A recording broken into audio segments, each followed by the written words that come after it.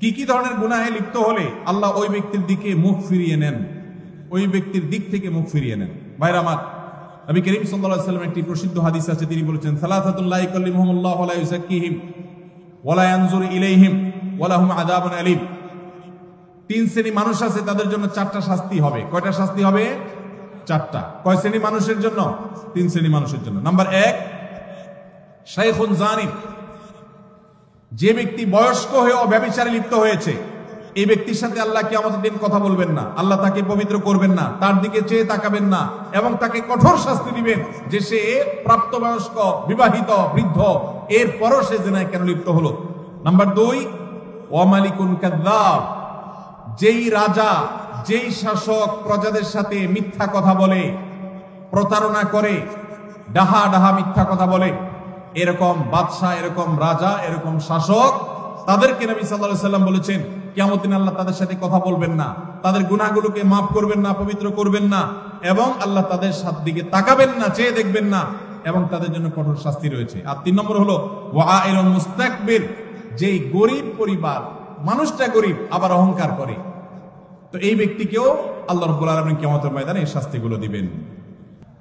3 রাকাত নামাজে 5-7 বার হাই আসে, কিন্তু সারাদিন রাতে একবারও আসে না, এখন করণীয়?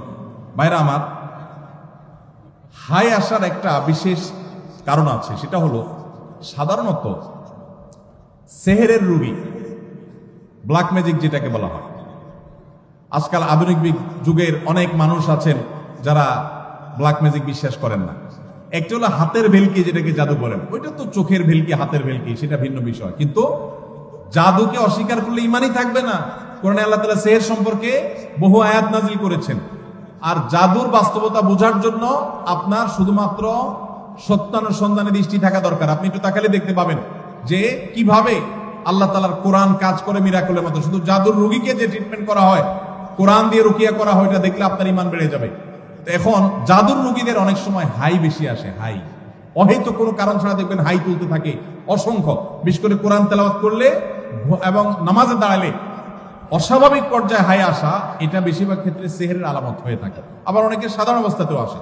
আবার অনেক সময় শরীরে অলস থাকার কারণে, অনেকদিন না ঘুমায় থাকার কারণে হাই আসে। অনেকে নামাজে অলসতা আসে, সেটাও হয়, কিন্তু সেহেরের কারণে অনেক সময় হয়। সেজন্য সেহের কারণে হলে কোনো রাকির কাছে শরণাপন্ন হবে। পরীক্ষার খাতায় বা কুইজে ভুল লিখে আসলে পরবর্তীতে দোয়া করে ভুল উত্তর সঠিক করার কোনো উপায় আছে কিনা? লা হাওলা ওয়ালা কুওয়াতা, এটা কি প্রশ্ন না তামাশা? হ্যাঁ, একবার আমার নামও লিখে দিয়েছে শেষে দিয়ে সুন্দর করে। ভাই, এই প্রশ্ন আমার ফাঁকিবাজ ছাত্র ভাইয়ের প্রশ্ন।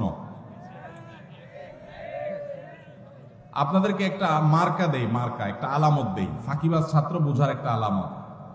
হুজুরদের কাছে যেসব ছাত্র প্রশ্ন দিবে, হুজুর কোন আমল করলে পরীক্ষার খাতা একেবারে ফরফরায় লিখতে পারবো, সহজে লিখতে পারবো, একটু কলম পড়া দেন হুজুর, ফু দিলে জানে কলমে একেবারে গুলির মতো চলতে থাকে,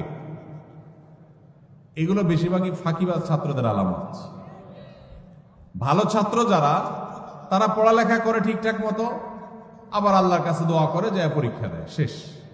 আর ফাঁকিবাজ যারা, সে তো জানে পড়ালেখা করে নাই, টোটো করে ঘুরে বেড়াইছে, এই জন্য হুজুরের কাছ থেকে কলম পড়া, এটা সেটা দুনিয়ার ডানে বামে বিভিন্ন পথে যায়।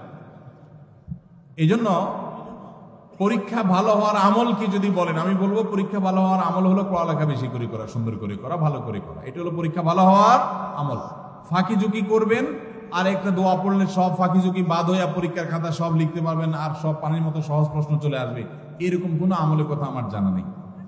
ইসলাম অলসদের জন্য না, ইসলাম পরিশ্রমীদের জন্য। নবীজি আল্লাহর কাছে পানা চাইতেন, আল্লাহুম্মা ইন্নী আউযু বিকা মিনাল আজজি ওয়াল কাসাল, আল্লাহ আপনার কাছে আমি অলসতা থেকে পানা চাই। আপনি অলস থাকবেন আর বলবেন আমি শুয়ে থাকবো, আল্লাহ আমার মুখে খাবার পাঠায় দেখ, এরকম কোনো আমল আমার জানা নাই।